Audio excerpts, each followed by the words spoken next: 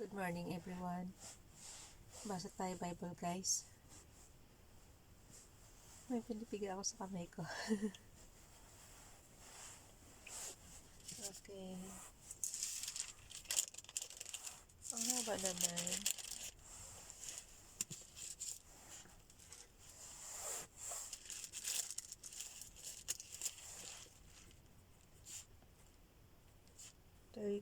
January 2021. Pero yung totoong ngayon guys is January 3 lang siya. Tapos mamaya naman sa New Testament is Matthew 9:18 to 38. Unahin kaya natin, mas maano to maiksi. Sorry, tulog siya. Yan, ilang beses na yan nalaglag buhay pa rin. 9. Ba't ganun?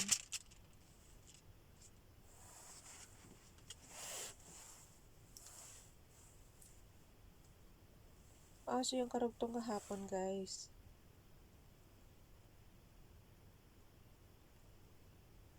(18 to 38).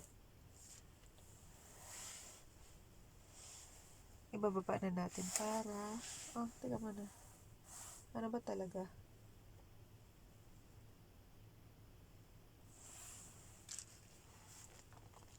Ito. Matthew 9:18 to 38.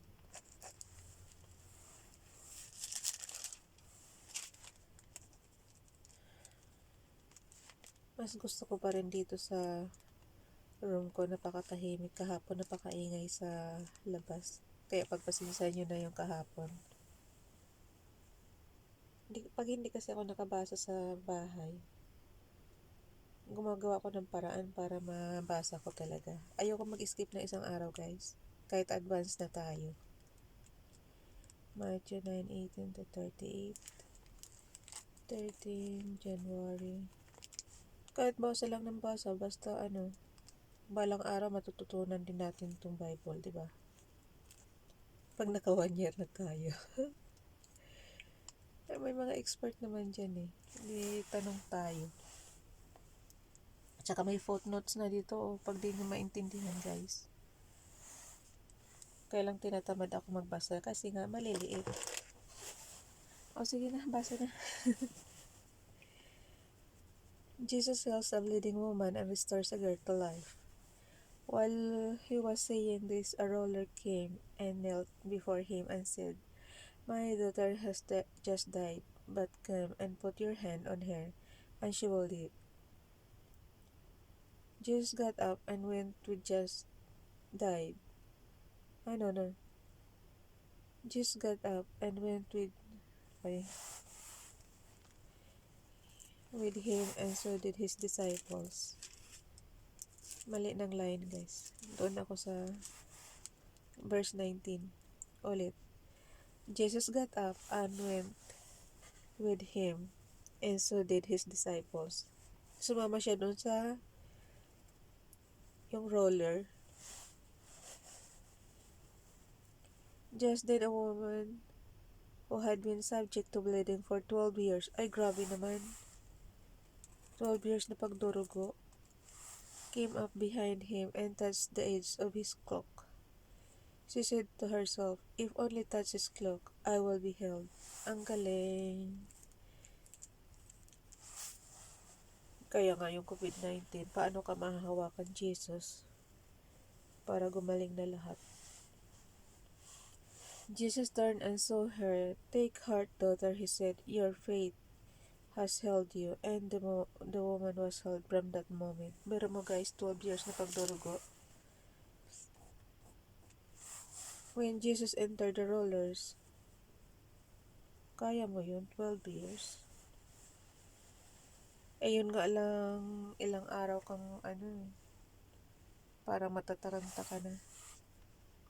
When Jesus entered the roller's house and saw the flute players and the noisy crowd, He said, "Go away, the girl is not dead." Hindi daw patay yung bata, but asleep, natutulog lang daw.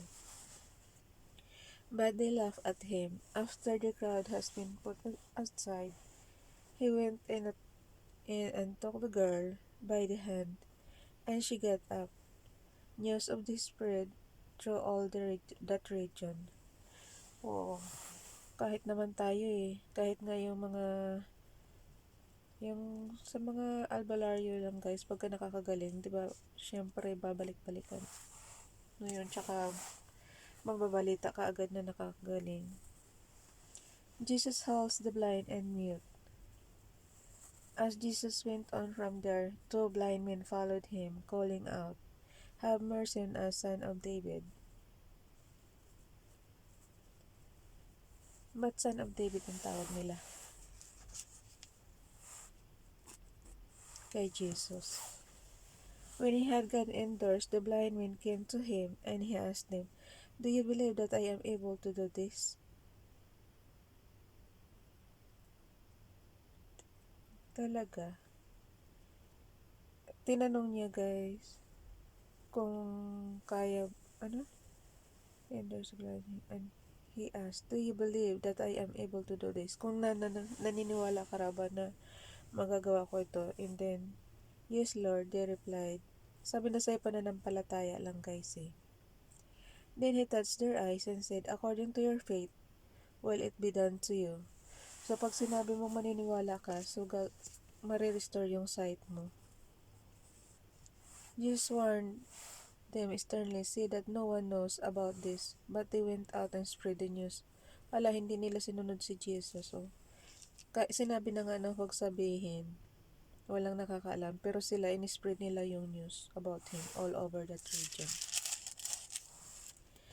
While they were going out, a man who was demon-possessed and could not talk was brought to Jesus. When the demon was driven out, the man who had been mute spoke. Oh, nakakapagsalita yung mute guys. Alam ba't dito ako sa gilid po pisto? Alam na. Kaya dito ako sa gilid ng camera po pisto eh. Kasi pagka tayo ng ating ilong, yun, madaling umiwas sa camera. Aray ko. The crowd was amazed and said, "Nothing like this that has ever been seen in Israel." But the Pharisees said, "It is by the prince of demons that he drives out demons." Really? Kinontra agad ng mga Pharisees. Jesus urges the disciples to pray for workers. It is by the prince of demons that he drives out demons. Yung sa 34 guys. Tingnan nga natin yung 34. In chapter 9, the Pharisees accused Jesus of four different sins: blasphemy, befriending outcast, inviting, and serving Satan. Yung mga Pharisees guys, dito sa footnotes, binasa ko.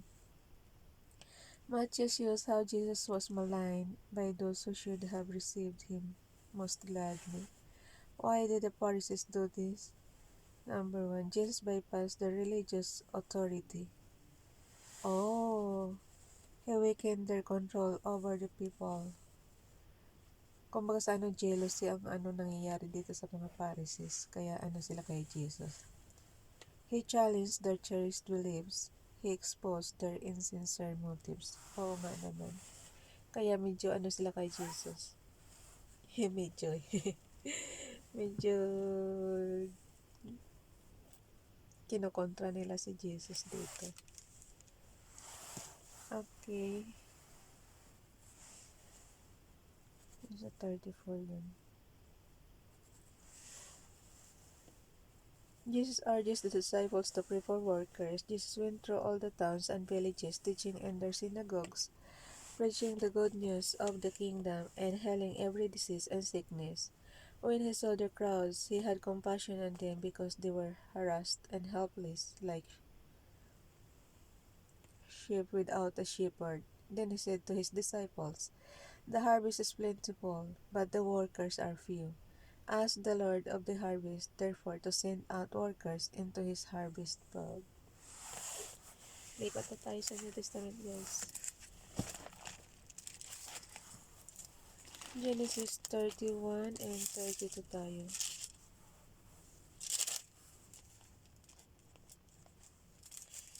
Kayo guys, magbasa rin kayo kasi kung ako lang asahan nyo, hindi nyo ako masyadong maintindihan.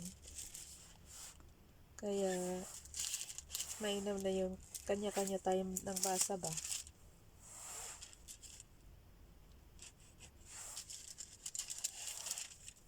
Ilang pages to?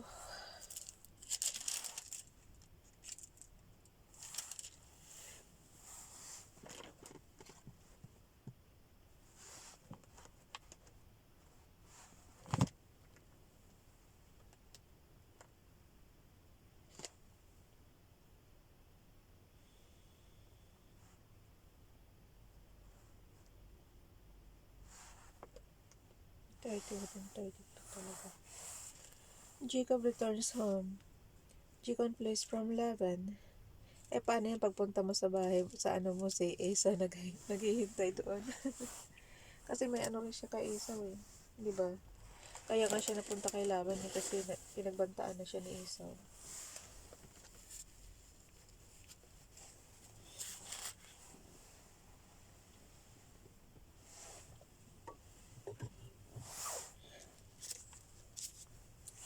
Jacob heard that Laban's sons were saying, "Jacob has taken everything our father owned and has gained all his wealth from what belonged to our father." And Jacob noticed that Laban's attitude toward him was not what it had been. Then the Lord said to Jacob, "Go back to the land of your fathers and to your relatives, and I will be with you." Okay, nausap siya ni Father God na bumalik. So Jacob sent word to Rachel and Leah and to come out to the fields where his flocks were. He said to them, "I see that your father's attitude towards me is not what it was before, but the God of my father has been with me. You know that I've worked for your father with all my strength. Yet your father has cheated me by changing my wages 10 times. However, God has not allowed him to harm me. If he said, 'The speckled ones will be your wages.'" Excuse me. Makapal na yung suot ko, guys. Pero ramdam ko na naman yung halamin.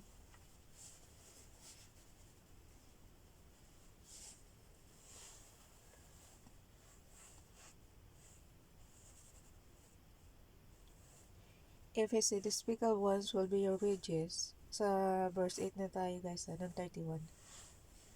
Then all the flocks gave birth to speckled young. And if he said, "The streaked ones will be your wages," then all the flocks bore streaked young.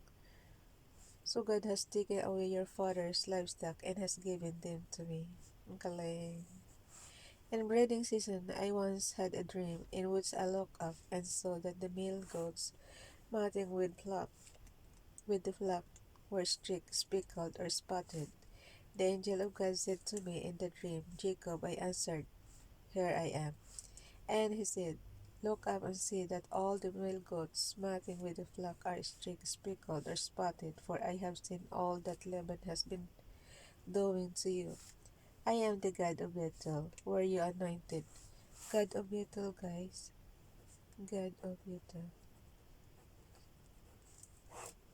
"I am the God of Bethel, where you anointed a pillar, and where you made a vow to me. Now leave this land at once and go back to your native land." Pinababalik na nga siya ni Father God. Then Rachel and Leah replied, "Do we still have any share in the inheritance of our father's state? Does he not regard us as foreigners? Not only has he sold us, but he has used up what was paid for us. Surely all the wealth that God took away from our fathers belongs to us and our children, so do whatever God has told you." Then Jacob put his children and his wives on camels and he drove all his livestock ahead of him along with all goods. Ang dami nung tinangay ni ano. Ilan yung asawa niya? Paano yung mga maidservant din na inanakan niya? Kasama rin yun. Kasi lahat ng anak eh. 1,000 are children. Hindi lang yung kay Rachel yan sigurado. Tsaka, isa lang yung anak ni Rachel sa kanya, di ba? Ang marami si, ang nakarami si, ano, yung panganay. Ang pangalan no? Leah. Leah. Then Jacob put his children and his wives. Asan yung isa? Ang sarap guys. Ang lambot niya oh. Bigay lang sa akin kahapon.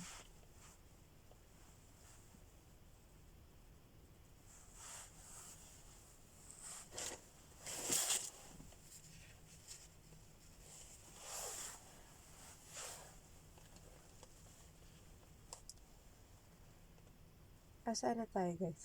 Nawala na. Then Jacob put his children and his wives on camels, and he drove all his livestock ahead of him along with all the goods he had accumulated in Padan Aram to go his father Isaac in the land of Canaan. Balik na siya na sa Canaan. Minsan maganda rin yung kwento nila, pero kahapon boring ako sa kwento ni ni Jacob. Kasi nga 'di ba yung ang dami niyang anak sa iba-ibang babae. When Laban had gone to share his sheep, Rachel stole her father's household goods. Oh, when Laban had gone to share his sheep, Rachel stole her father's household goods. Bakit? Moreover, Jacob deceived Laban to Aramen by not telling him he was running away. Oh, deceive. Kasi nga, kailangan niyang umano. Pag nalaman naman kasi ni Laban, di syempre, ayan nakalagay sa verse 20 guys, oh. Moreover, Jacob deceived Laban the Aramean by not telling him he was running away. So he fled with all he had, and crossing the river, he headed for the hill country of Gilead. Paano niya kaya nadala lahat yun? No? Ang dami-dami doon. Laban versus Jacob. Bakit? On the third day, Laban was told that Jacob had fled, taking his relatives with him. He pursued Jacob for 7 days and caught up with him in the hill country of Gilead. Then God came to Laban the Aramean in a dream at night and said to him, "Be careful not to say anything to Jacob, either good or bad." Jacob had pitched his tent in the hill country of Gilead when Laban overtook him, and Laban and his relative camped there too. Then Laban said to Jacob, "What have you done? You deceived me, and you carried off my daughters like captives in war." Ba't ganun guys? Asawa na ni Jacob yun eh. Mga asawa na pala. Kasi yung magkapatid, diba? Inasawa niya lahat yan. Tapos pati yung mga maidservant. Pero dapat hindi na pakailaman ng tatay kasi nga asawa na eh. Once na asawa na, ano na yun? Obligasyon na ng asawa yun. Hindi na ng tatay. Hindi na ng magulang.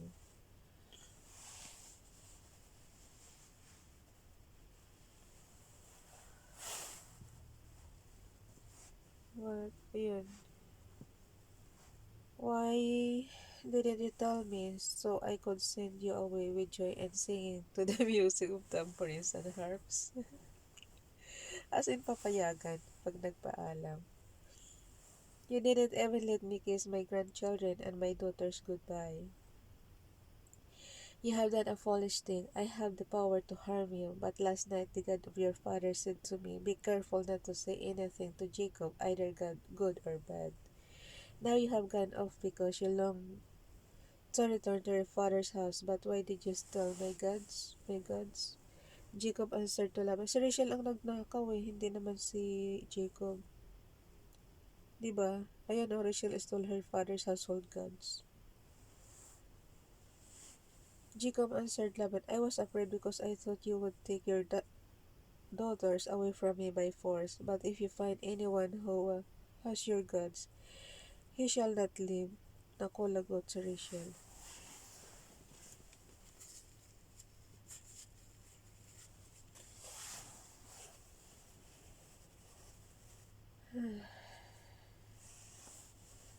Ba't kasi kinuha ni Rachel yun? In the presence of our relatives, see for yourself whether there is anything of yours here with me, and if so, take it. Now, Jacob did not know that Rachel had stolen the gods. Yun nga, si Rachel nga ang nagnakaw. Doon yun sa verse 19, guys, basahin niyo. So Laban went into Jacob's tent and into the tent and into the tent of the two maidservants, but he found nothing. After he came out of the tent, he entered Rachel's tent. Now Rachel had taken the household gods and put them inside her camel's saddle and was sitting on them. Laban searched through everything in the tent but found nothing, huh? Rachel said to her father, "Don't be angry, my lord, that I cannot stand up in your presence. I am having my period." So he searched, but could not find the household gods. Oh! Jacob was angry and took Laban to task. "What is my crime?" he asked Laban. "Oh, but what sin have I committed that you have me down, now that you have searched through all my goods? What have you found that belongs to your household? Put it here in front of your relatives and mine, and let them judge between the two of us. I have been with you for 20 years now. Your sheep and goats have not miscarried, nor have I eaten rams from your flocks. I did not bring your animals torn by wild beasts. I bore the loss myself, and you demanded payment from me for whatever was stolen by day or night. This was my situation. The heat consumed me, and the daytime, and the cold at night, and sleep fled from my eyes. It was like this for the 20 years I was in your household. I worked for your 14 years for your two daughters. Oo nga naman, guys. And 6 years for your flocks, and you changed my wages 10 times. If the God of my father, the God of Abraham, and the fur of Isaac had not been with me, you would surely have sent me away empty-handed. But God has seen my hardship and the toil of my hands, and last night he rebuked you." Laban answered Jacob, "The women are my daughters." Kahit na po, asawa na nga eh. Inano mo na nga sa 14 years. "The children are my children, and the flocks are my flocks. All you see is mine. All you see is mine." Grabe si Laban, no? "Yet what I could do today about these daughters of mine, or about the children they have borne? Come now, let's make a covenant, you and I, and let it serve as a witness between us." So Jacob took a stone and set up as a pillar. He said to his relatives, "Gather some stones." So they took stones and piled them as a heap, and they ate there by the heap. Laban called it Jigar Sahadutha, and Jacob called it Galed. Galed. Laban said, "This heap is a witness between you and me today." That is why it was called Galed. It was also called Mizpah, because he said, "May the Lord keep what's between you and me when we are away from each other. If you mistreat my daughters, or if you take any wives besides my daughters, even though no one is with us, remember that God is witness between you and me." True. Laban also said to Jacob, "O ano kaya guys, bakit niya pinagdadamot mga anak niya sa asawa niya? Siguro yung pagmamahal ng magulang. Ganun ba yun? Pero kasi dapat, pagka nag-asawa na anak mo, leave it to her husband na. Huwag mo na pakialaman. Laban also said Jacob, nandun ka lang para mag-guide. Diba? Piga ako ng piga. Siguro sabi nila, ano ba yung pinipiga niya? Ano? Ganda. Laban also said to Jacob, "Where is this heap and here is this pillar I have set up between you and me? This heap is a witness, and this pillar is a witness." Oh, this heap is a witness, and this pillar is a witness, "that I will not go past this him to your side to harm you, and that you will not go past the him and pillar to my side to harm me. Ganda. May the God of Abraham and the God of Nahor. Oh, si Nahor, guys. Yung kanilang mga tatay. The God of their father judge between us. Grabe yung mga, family tree nila. Nag-umpisa kay Father Abraham. So Jacob took an oath in the name of the first. Teka muna.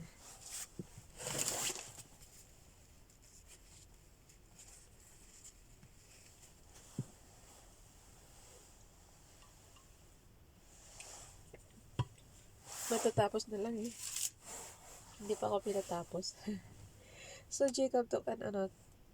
So Jacob took an oath in the name of the father of his father Isaac. He offered a sacrifice there in the hill country and invited his relatives to a meal. After they had eaten, they spent the night there. Early in the next morning, Laban kissed his grandchildren and his daughters and blessed them. Then he left and returned home. Okay, maganda naman pala ending eh. Happy ending sila.